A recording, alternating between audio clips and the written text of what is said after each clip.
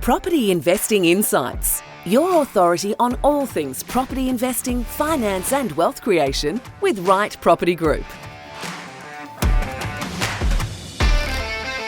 Hello and welcome to Property Investing Insights. This is the podcast where we follow our clients' journeys, and today we've got a guest back, no stranger to the podcast. We've heard from him many times, and even during the COVID days when we jumped online and we talked about finance and whatnot. But today what I've done is I've got Chua here to actually talk about his journey. Z, thank you for coming in. No worries at all. Thanks for having me. Thanks for the cookies. So hope you guys enjoy. yes, absolutely. I enjoyed them a bit too much over the weekends. Yeah, that's fantastic. And what I might do is for people that have not heard your story, let's go all the way back to when we started. And we've got a few interesting stories to tell along the way. And then what I'll do is talk about what life is today. Sure. Because one of the things that I find with most clients that when they're very successful with their property journey, naturally then they get into other aspects of income derivation, as they say, and they get into businesses or they get into what really drives them as opposed to the PAYG. But obviously it did start with the PAYG, right, way back. Yeah, so I did start out as corporate. So I worked as a project manager in IT. I was working at Commonwealth Bank. Which bank? That one. So that's where it all started. And I guess, you know, my whole life I was kind of being groomed to work in a corporate. You know, my parents said, get good grades, study hard, get a job in a big company. And when I eventually did that, I was like, this is actually not that great.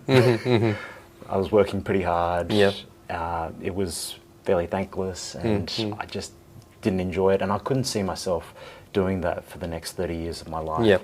So that's when I started looking for a bit of a way out. And I was looking and researching. I came across different strategies, a lot of spruikers, and I thought, wow, I've got to avoid those. And then I came across you guys at Ridges Parramatta. I remember walking up the stairs, shaking your hands and going, okay, this is the first time I've heard of a strategy with education that's really underpinned by education and strategy and being methodical, not just, oh, hand us your money and we'll do wonders with it. So that's when I met you guys. And which year was this? Oh, this was 2013? 9 or 10. 10. I think it was 10. It was actually just after the GFC. That's right. That's when a lot of the mortgagee in possessions were still happening at that time. There was a lot of uncertainty, and now property is so much the flavour of the month. But back then, it was very much, oh, are you investing in property? Are you sure? You know, because people, you know, GFC was recent in people's minds.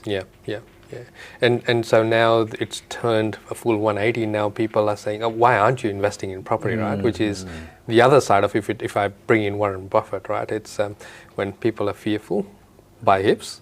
When people are greedy, slow right down, right? I'm paraphrasing, of course. That's right. So obviously there was a bit of an education piece in there, and you were getting the vibes of other clients that were in that room as well, and looking at their journey and thinking, okay, I could do it myself as well. The PAYG is indeed a great means to the end, right? So it gives you the nice, stable, decent income that you can build the portfolio upon, and that's effectively what I did. So, you know, my wife and I were working PAYGs back in the day, and then we started, as you'll recall, loading up on the properties. My wife wanted to go on maternity leave, went harder in her name, and then when she sort of left the workforce, then we went in my name. And one of the things that I find when people are starting today is that they say, oh no, you can't buy multiple properties, which actually is true because prices have gone up so much and the gap between rent and mortgage repayment is quite significant. Not to mention finance being more difficult. Yeah. So it was much easier because we were buying properties sub 300, the same properties that today are selling for 700 plus. We're buying back below 300k at that time in Sydney. Yes. Yeah. So where did we start? Which was the first property? First property that you guys helped buy for us was in Carramar. That was an apartment, 2-bedroom, sort of close to the station. We bought it for 170 odd-ish, don't quote me, plus or minus 5k. And then the next one was in North Parramatta for about 250,000. And then it's kind of lost track after that. So it was like we started off initially with units, right? And then we then got into houses and got into some regional areas as well after that. Yeah, so, and that might be a bit of a surprise for many people because I think the regular strategy today is start your portfolio with capital growth oriented. But again, my wife, Mandy, was kind of looking to exit the workforce and we were deliberately loading her portfolio with high yielding properties before going into the capital growth oriented properties in my name. Yeah, so we morphed the strategy in terms of what was really happening in life as opposed to just taking the stock standard approach of buy growth properties. Yeah. And I think that was important back at the time because it helped with our serviceability, it helped with our cash flow, and then once Mandy's portfolio was done in her name, then we could sort of go back to the more regular strategy. Yeah. So we're talking yields of 6 and 7% back then. Plus, right? Yeah. So I remember the highest yield was 9% on a unit, right? I think from memory. Or a regional. But we sort of didn't blink at that time. It was like 6-7%. That's kind of, my kids would be really proud of me saying that, but like it was the norm back then. And we're talking about sort of metropolitan assets, right? So a residential metropolitan asset yielding at 6-7%, and also and some of those were houses as well. So land component. It was a very different market. Yeah, I'll come back to some of the anecdotes as we built the portfolio together in terms of some near misses and some interesting journeys, characters as well. But if I come, you mentioned Carramar, you mentioned North Parramatta, right? Yeah. They were not the oversupplied markets that it's got the potential to be today back then, right? So this is really important to point out that when we're talking suburbs, we're talking what worked at that time as opposed to right now. It might not be that we're buying, if we're starting today and let's say everything was the same in terms of borrowing, it might not be North Parramatta we're starting with because of the potential for oversupply in that area. It's likely not. It made sense back then, and in hindsight, the numbers vindicated the decision, right? Like all of those properties that I had bought, even the apartments, they've at least doubled in value. And it hasn't taken that much money out of pocket to hold on to them over the years. Correct, and the rents have increased as well. So these were obviously established properties. These were much older properties. Certainly not where you would envisage that now this is going to be a really flash property that I can spruik at the barbecue about, hey, look at me, I've bought this property.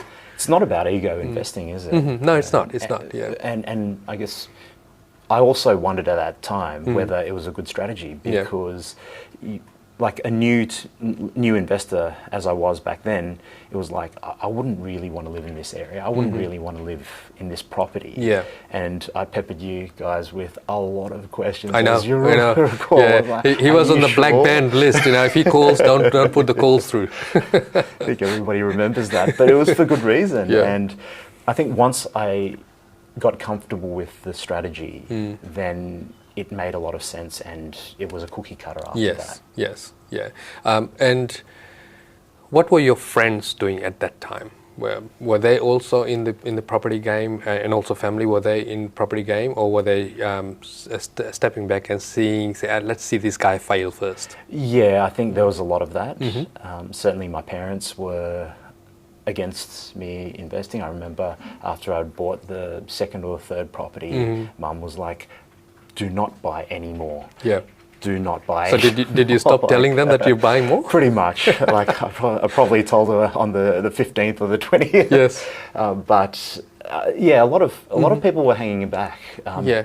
But by the same token, a lot of people, I think, were waiting for somebody to lead them into it. They were waiting for some decent results and then getting into it. Yeah. And as you recall, a lot of my network sort of came in a year or two later going, oh, okay, so you haven't lost everything. Yes. Oh, wow, you've got X number of properties. You must be doing something right. And then they jumped on board as well. Yep, that's right. And you were one of my biggest referrers at the time from the CBA group, yes, right? So yes. pretty much we had half of the CBA IT team in there. Yeah. So and it makes sense. Again, you've got a good stable job, good stable income. To be able to supplement that with investing and to be able to build your future around your work, just it made so much sense back then. It still does. It still does, yeah. So at Peak, just to give perspective in terms of the experience behind these words, right? At Peak, how many properties were you holding? About 30 properties. About 30 properties, okay. Yeah. Did that break the bank? No. No. In fact, when I had, most of those properties, I had also just started the business, and anybody who's started a business will probably know that times are very tough. Yes. In terms of cash flow. So it didn't break the bank. Yep. I think part of it was because of the strategy that we took, that we looked for overall a portfolio that was going to grow in value, had significant potential, but wasn't so negative that it bled us dry. Now, I want to flag that it might not be quite possible in today's day and age to actually get that many number of properties in the time frame. You can still get it over a period of time, but the concept and the proof in the concept is still very much there, that you can actually get towards financial success if you took a methodical approach and did something different to what the horde of people are doing, which is just simply buy and holds. Because most of your properties were not buy and holds, right? They needed work. Yes. Yeah. Yes. So we chose the diamonds in the rough. We chose areas that were not necessarily the barbecue rights area. I remember driving to some of these areas, getting out, and even being a grown man, being concerned about my safety. I was just looking around, going, "Shit, Vic, Steve, are you really sure that we should be buying here?" But I know you guys said at the time, "Hey, we're buying in rough areas that are going to change." Yes, and change it did. Well, there's no assurance at that stage, right? That's right. I guess what a lot of people are looking for is, I really need to know that this is going to happen. Yeah. And nobody can tell whether it's going to change in the next few years or in the next 10, 20, 30 years. Right? Yeah, that's it. And this is where, really, obviously we don't want to get into an area that's going to be rough as guts. And certainly we don't want the portfolio tilted that way. Yeah. But that worked back then because that was the mortgage belt area, pretty much. And they were the areas that suffered most in terms of value drop and motivation just post GFC. So if I bring it now to post COVID, that phenomenon didn't quite work because the values actually went up because there's a lot more money flowing through, whereas back then there was less money flowing through the communities. And the important bit is that we looked at it from the worst case scenario to say what can go wrong and how can we mitigate for it. And you realized very early in the piece that this is not an area you're going to live in. This is where the demographic that's there will live in. They pay good rent, consistent rent, and there is scope for movement, significant movement of pricing. Yes. And if we keep our eye on the price, these sort of concerns tend to fall away. especially after you've gone through 2 or 3 years of ownership and gone through the heart-aching repairs and maintenance and lost rent. And that's what I think breaks a lot of people, or deters a lot of people. That they're like, oh, I don't want to have to spend more money on my property. But that's a very kind of short-term view of it. You know, the repairs, the initial works to get the property up to scratch to let out. It's a necessary cost. It's a cost of doing business. But it's also a graduation process, right? So you started small, obviously. We did volume in the small, then we graduated to bigger stuff, and then you crowned it with a commercial property. And all of that also gave you the big foundation to buy your dream home and renovate it, right? Yes, that's right. If I remember correctly, just the kitchen itself was 150K. It wasn't the cheapest kitchen, but you're right. Do you still cook in it? Or is it Uber Eats? Occasionally. It looks nice though when people come over. But the portfolio allowed us to do that. The portfolio was the enabler for us, for me to initially go out and open a business. It was the enabler for my wife to stop working, and it was like enabler for us to buy the dream home. Because when you've got that amount of assets and that amount of net equity behind you, it just gives you options. But that wasn't on day one though, right? It took a few years to get that momentum happening. Of course. So like I've kind of just compressed everything, but everything was kind of staged. But by having those assets behind you, it sort of gives you a sense of security, even though you're not necessarily realizing every last dollar of equity. And a 15-year journey with strategic investing, doing things different to what everyone else is doing, has paid the dividends, because now you're a brand ambassador for Investifi, which is one of our companies that we refer our clients to for finance. And you've also built your dream home. You've got a good lifestyle.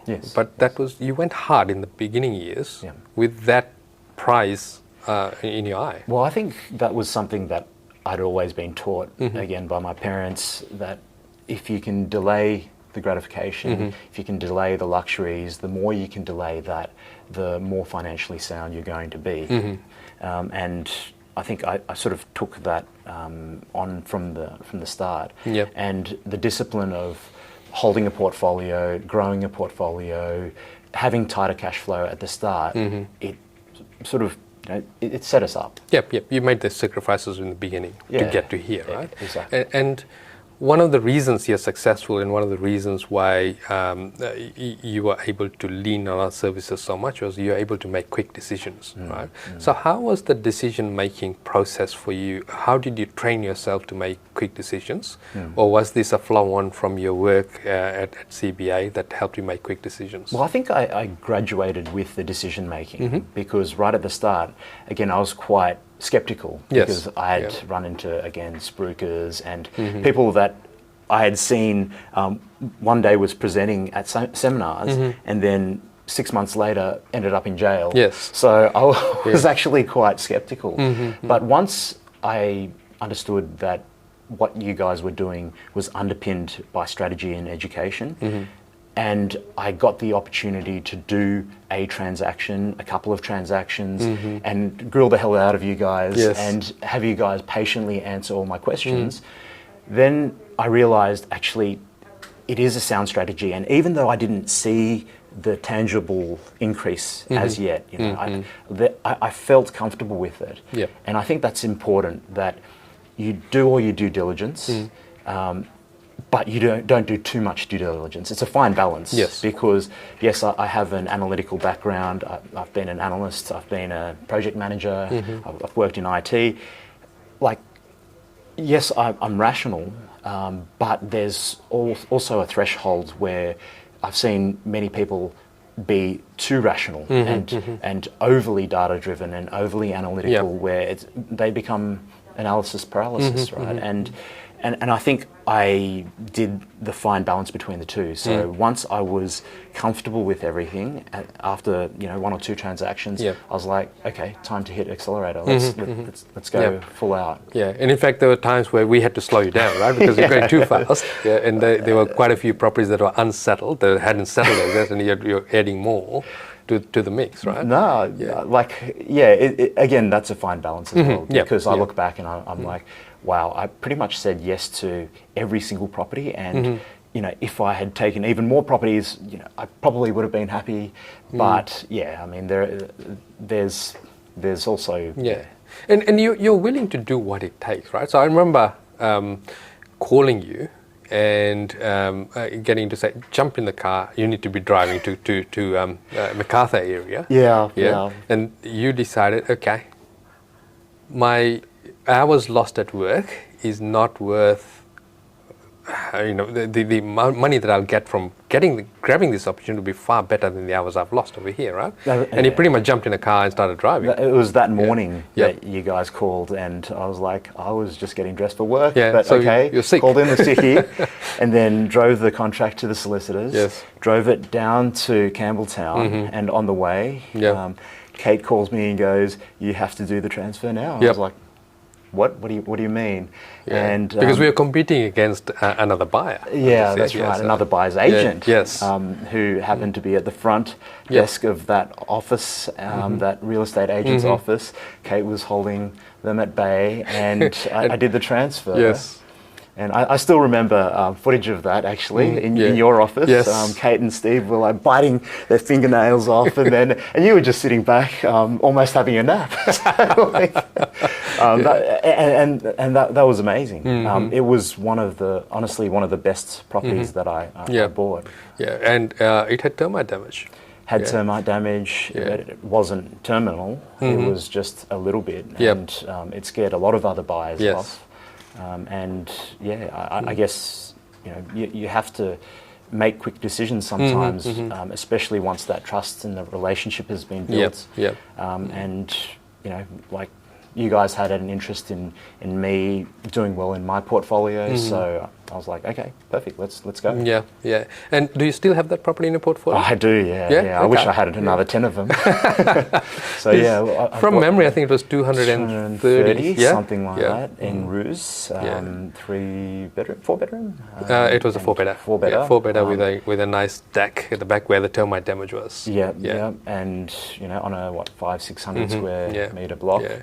And it's what's it worth today? Well, how long's a piece of string, right? How good's your marketing? Because you'd easily crack a mil on that property today. A mil? A mil.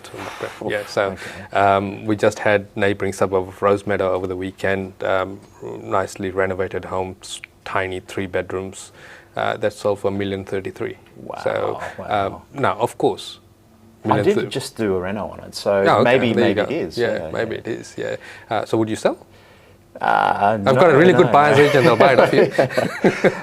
No. That's one that's a key. And I led you there because we want to be holding on to the landed properties, right? The ones that have got a lot more land, where there's new suburbs around you being opened up where land's smaller, because inherently the value is really in the land and the location, right? Yes. And they tend to go hand in hand in terms of, when you started, a lot of people were saying, no, buy closer to CBD and all that. And we helped you define what CBD is. CBD is your business districts or the employment nodes around that area, and buying within 10-minute, 15-minute driving distance to that, right? So Roos was within 10-minute driving distance of Campbelltown CBD. And this is where a lot of people lose perspective and look at just written word and not interpret it properly, where in the yesteryears, everyone was saying, buy close to CBD, but CBD was postcode 2000. Sydney CBD. Yes. They weren't referring to the sort of satellite CBDs. Yeah, so we've decentralized over the time, yet we're still regurgitating the same jargon without understanding what it should really mean today. If we're talking, say, 30, 40 years ago, maybe it is postcode 2000. That's the CBD, right? Yeah, but yeah. now, if I just take New South Wales as an example, all you have to do is Google the Tale of Three Cities or the Greater Sydney Plan, and you see where all the employment hubs are. And that's the same for every state in Australia. So it's not a direct impact of where you've bought in terms of proximity to the main CBD. It's where you've bought in terms of the proximity of the employment nodes, because that's when the money flows through the community, makes it go up in value, right? Certainly. So back then, your rent would have been around the 350 mark on that. Yeah, that's right. And now it will be around 650. Yes. Yeah. Yes. So obviously the rents don't keep up as high as the price movement, but it still moves up, right? So if you had the same, so if I take those numbers, right? So we bought it for 230. Let's argue that it ended up costing you $300 or 300,000 all up. Yeah. Reno, holding cost, our fees, stamp duties. Sure. And your rent coming in is 650. That's a self-sufficient property. Yeah, absolutely. Yeah. Because it's not like interest rates have doubled, right? Interest rates are pretty similar to what they were back then. In fact, interest rates from memory were high. Was higher than what it was right now. Yeah, slightly. Because it was you sort of started off with a 6.5%. And then of course it dropped down. We started seeing the fixed rates of 4.99s coming in. That was really attractive back then. 1.99. Yeah, so no, right. That. And so you've seen that flow of change in interest rates and all that. But if you were to average it out, would be sitting at what, 5.5%, 6%? Yeah. Yeah. I think that's so reasonable. you'd have the highs and you've had the lows, because you've also seen your 7.5s and 8% as an interest rate. Sure. Owning a big portfolio, how does finance work? And this is where I want you to put two hats on your head, right? Yes. First the investor hat, and then I want you to put your mortgage broker hat on. Yeah, I think it has to be strategic and methodical. So you have to start with the end in mind. Yep. And the properties that you purchase and how you structure that portfolio is really important, because if you go too hard, too negative, too early, then you're capped out really. Yep, and it impacts lifestyle. Exactly.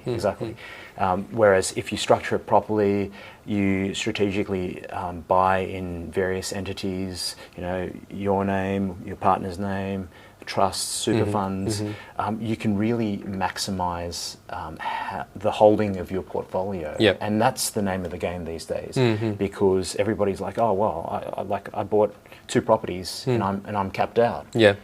So the question is, how do you maximize that? How do you preserve your borrowing capacity? And it's by structuring it, purchasing well, purchasing the right assets, again in the right entities, to be able to maximize that. Yeah. And you're seeing a lot of big portfolios now in your role as a brand ambassador with Investifi and mentoring all the brokers there. What are you seeing that's different to your journey right now in terms of the size of portfolios? Yeah, the size of the portfolio and the speed at which you can build a portfolio is significantly smaller and slower. Yep. So back compared to, say, 10 years ago when lending was easier, property prices were a lot lower, you could buy, like 3, 5, even 10 properties in a year, right? Which is what we did. And like it was doable back then. These days, you buy 1, 2 properties a year and you're doing well. If you're able to get to a portfolio of between 3 to 5, then you're the very small minority. But again, by strategically using various entities, by using various lenders, different finance levers like repayment types, interest rates, fixed rates, you can squeeze out an additional property, potentially an additional couple of properties. And then by doing that, put yourself in a really good position for, maybe a small consolidation period, but after a couple of years, restarting again, maybe adding to the portfolio with a granny flat or a commercial property or a property in your super fund. Yes, and they're just natural progressions, right? Because you're buying properties in a personal names initially, then you potentially going into a trust, depending on what you're doing. You could be starting with a trust right in the beginning. Yes, yes. And then you're progressing into super funds and progressing into commercial properties. And commercial properties from a lending point of view, that needs significantly more deposits. Yes, yes. But the concept's still very much the same, isn't it? You don't buy anything that you can't offload if you really needed to. Yeah, absolutely. And it just, having that progression makes sense because you're structuring it all for growth at the start. And then once you've experienced some of that growth, you've got some additional equity. You can use that equity to put down when lending becomes more difficult down the track. And that's always been the high level strategy for our clients, and it just continues to be that way. There's obviously a lot of talk about trusts and unlimited borrowing capacity. Let's talk about that. Yeah. What's your opinion on that? Well, the banks are onto it now. Yes. Right? So there's been so much talk about that in social media, and we've just seen like a week or two ago, the banks starting to pull back and say, well, we're not going to. We're going to scrutinise trust lending a lot more, and it makes sense because it's not a silver bullet. Yes. Just because you're purchasing in a trust, A, doesn't mean that you have unlimited borrowing capacity. Contrary to what social media says. Yes, exactly. And B, it doesn't mean that it's actually the best entity for you to be purchasing in. So, and it also depends on the property and what you're looking to do with that property, as you know. So, there's many variables. So, my advice would be seek the licensed and expert advice. And also bring it down to your household expenses, right? By putting it in a trust and thinking that, hey, it's going to be perpetual borrowing capacity. Deposits needs to come from somewhere, and the holding cost needs to be funded from somewhere. Which is you're not getting any negative gearing benefits as well. That's right. When it's in the trust, so it's not a silver bullet, but it has its place. It does have its place. So if you've got a significant amount of cash that you can put in as a deposit, or that you want to put in as a deposit, maybe you've already got an existing portfolio, a lot of equity in it, a low loan to value ratio overall, then it can make a lot of sense. It can preserve your borrowing capacity. So in your portfolio, what's your LVR sitting at the moment? It's around 35%. Not too bad. Not too bad, right? Not too bad. Now, are you calculating this LVR from the purchase or value? The current value. Current value. So your 35% of current value is your loan amount. Yes. Yep. You want to swap portfolios? I'm going to bump that up pretty soon, though. To be able to fund the next round of investing, and then that's the wonderful thing with the portfolios. It sort of gives you so many options. That's right. That I could cash in right now. It's not a bad market to sell a few properties. I could achieve that passive income if I wanted to, hang up the boots. But really, I want to take the portfolio to the next level. So I'm going to do a significant equity release and then use that as the basis to fund the next level, double the portfolio. So you've gone through a journey in the initial stages. You are actually at 95% loan to value ratio. It was very high at the start. And now going through that whole cycle and a couple of cycles of growth, you've now sitting at 35. And that includes your home. Yes. It's a great place to be, and again, the value of hindsight. It's like, we should have gone harder, right? We should have gone harder. But you make the decisions that you can with the information that you have at the time, and you just ultimately it boils down to a level of trust. Trust in the strategy, trust in the process, trust in your advisors. And making the decisions. You cross your fingers and hope for the best. A lot of sick days, as I say, and driving down M5. And if you look at it from a viewpoint of right now, it is still possible to make money out of smaller properties, right? When I say smaller properties, I'm talking villas, townhouses, units. Yes. But that doesn't need to be the mainstay. We started with villas and units in your portfolio because we had a very crystallized goal of Mandy going on maternity leave. Yes. So we needed to go fast and go high yielding first. Yes. And then we morphed into houses. Then we went into regional areas as well. Yes. And in the regional areas, we have a story about insurance, don't we? Yeah. Look, actually, a couple of stories, and I was not involved in these at all. Full disclaimer. But one day I got a call, and I was overseas at the time, and they said, "Oh, you've had a fire at your place."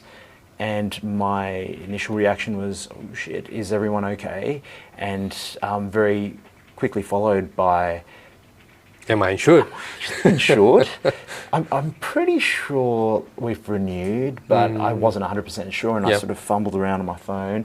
And when I had How was the heart rate at the time? It probably went as high as it had ever gone. And when I saw that we were like massive, sigh of relief. Massive. And then after that, it was kind of like, it's actually... What's the opportunity? Yeah, it's not a bad thing. And like, you have options when, again, you have options when you have an insurance claim. And like, the insurer provided some really good options. Like, they could either rebuild the property, or they could cash me out, which actually happened to be a multiple of the original purchase price. And then I sold the block of land after that for like 15,000. Yes. So, as a cherry on top. And like, coincidentally, it actually happened more than once in the space of a couple of years. Like, it happened twice, and I was like, because you went through a spate of major repairs and property mishaps. Yes. So that's the other side of things. You pour a lot of money into it sometimes, and then sometimes it comes up trumps. But it did highlight the importance of insurance to me, because I recall at the time talking to you guys about it, and I was like, you know what, I've got like 15 properties or whatever it was at the time, and I was like, maybe I would save a lot of money, because like, my premiums were in the tens of thousands, right? Like, so I was like, maybe I'll self-insure, and then I remember you guys mentioning to me, you can self-insure. What if a property burns down? Which it did. Like, eventually it actually burnt down.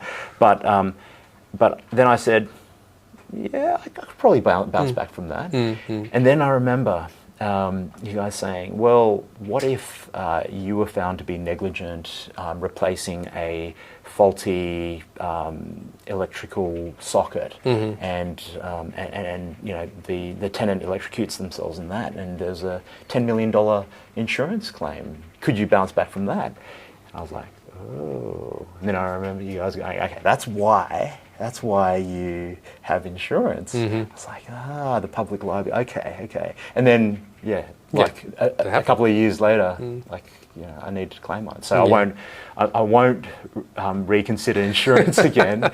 Just optimize the insurance premiums and make sure it's all the inclusions are the same. And you have these hairy stories because you've got a big portfolio, right? So if you have a big enough portfolio, you'll get to these anyway at some point in time. The important bit is making sure that this is the one thing in my portfolio that I don't get the property manager to do. I do it myself.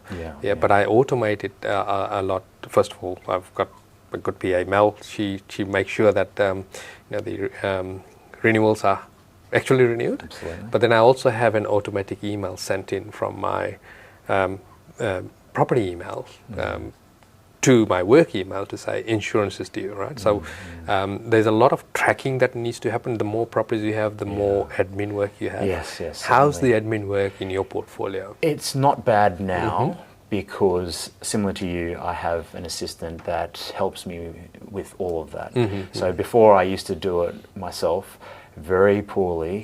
Like, I'll actually admit that at one stage I had a property that was more than 12 months vacant, and I didn't even know.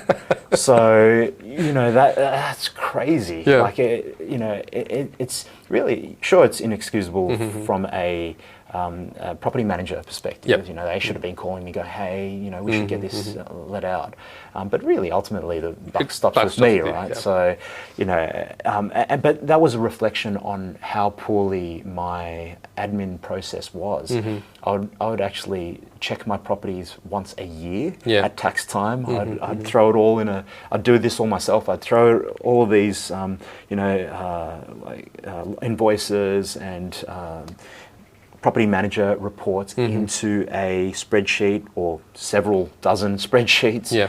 And this would take me literally weeks of working on to try to reconcile it all. And I bet you are really looking forward to the end of financial year. Oh, that was so fun! You know, that was the best time in my life. Not, you know, like it was terrible, and I did that for a few years, and eventually I kind of evolved the process to a lot more automated, a lot more process driven, somebody actually doing the day-to-day work on it. So, you know, Denise actually enters everything, makes whatever payments required, and keeps all the records, and also keeps me updated in terms of my portfolio. So when there's a vacancy or there's a repair that's required, there'll be a little red flag in the spreadsheet, and then I'll go in, oh, okay, I need to make a decision on this, or we need to get more quotes on this repair. Yeah. Now, a lot of people will be thinking, you had a property vacant for 12 months and didn't even notice it, right? Yeah. That's the power of the portfolio you put together, because it was self-sufficient. You actually didn't feel the hit, Yes, right? yes. Which is a dangerous place to be. It is. Because if you're not feeling the pennies going out, it can lead to complacency. And this is what happened in this case, right? Well, it was also to do with having a young business, a Yes. young family, getting caught up with life. But yeah, it's true that it wasn't as noticeable a hit because it was kind of averaged out across a lot of properties. Yeah. And so today, how do you manage the portfolio apart from someone else doing it? How do you manage the day-to-day decisions? Do you and Mandy sit down, you know, occasionally to say, oh, this is here, or this is something that's now happening in the background? Just, like it just happens in the background. If it's a small enough, like transaction, like a repair or something, there won't even really be a conversation. Yeah. You know, we'll just get it done, or you know, we'll get a couple of quotes and decide on it. If it's a bigger scope of work, then probably a little bit more time and due diligence and scoping and so forth needs to go into it. Yep. And that's what I generally do, again with Denise's help. I'll ask her to get quotes. You know, I'll talk to various tradies, and then make a decision. You know, I'll probably run it by Mandy to see what she thinks. Yeah. But if it's a strategic move like selling a property or buying more properties, then there's a bit more of a conversation. Yes. And once the decision's made, then the rest is just process after that, isn't it? Pretty much. Yeah. You know, we've been through most things, whether it's a sale of a property or a purchase of another one, or like renovations or repairs or whatever it is. So for someone that's just starting out, what advice would you give, having gone through the journey that you've gone through, what advice would you give to them? Just go hard. Yeah. Like, honestly, and do that in a measured way. Like we were saying earlier, do your research, do your due diligence, and figure out the process, build a team around you that you trust, and really go hard. Because if I look back, I've made mistakes in my portfolio. There would be things that, yes, I would do differently, but the thing that I'm glad that I did do was I just really went hell for leather as soon as I could. And that is the biggest thing that I don't regret. That is that, like, I got started and I built as soon as I was ready.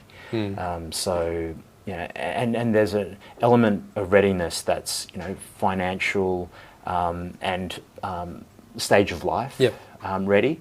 But there's also an element where you can make yourself kind of, you know, psychologically or emotionally ready by immersing yourself again, research and talk to people, who have done it, and then just get started. Yeah. And that's the biggest thing, right? You've got to get started, right? Yes. Not have this over-analysis of will it work out or not. So long as you can address the worst-case scenario, everything else falls into place. I think that's part of it. Having risk mitigations in place that you go, okay, like having insurance in place, having your financial buffers in place. Again, getting a good team in place around you. You kind of like. You can do all of those things if they're within your control. The market is not within your control. Interest rates are not within your control. Inflation, growth rates, those are not in your control. But if you take a macro view of it, a long-term view of it, then it's a no-brainer to get started as soon as possible. Yeah, absolutely. We could continue talking about this forever because we've got so many stories that we could bring up. But in the interest of time, what's one thing that you would have done differently in knowing the knowledge that you have now? One thing... And don't say go harder. So, one thing, I'm just trying to figure out amongst all the things that I would do different to kind of share with everyone.